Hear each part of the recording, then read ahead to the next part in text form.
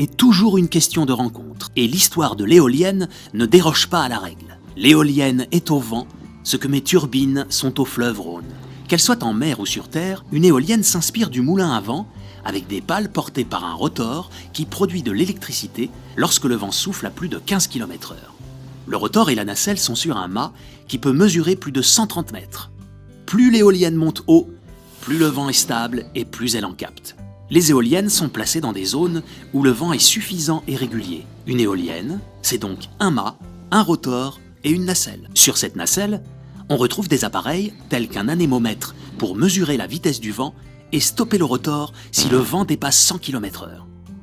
On trouve aussi des capteurs qui indiquent la direction du vent. Cela permet à la nacelle de s'orienter toujours face au vent pour capter un maximum d'énergie. Les pales peuvent elles aussi pivoter pour capter un maximum d'énergie. La nacelle abrite tous les composants nécessaires pour la production d'électricité et la protection de l'appareil. Le mouvement du rotor fait tourner un axe qui fait à son tour tourner un alternateur. Ça fonctionne comme une dynamo de vélo.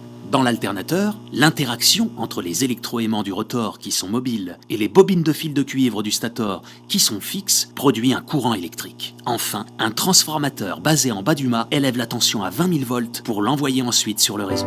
L'éolienne, une façon d'exploiter la force du vent dès aujourd'hui et pour demain.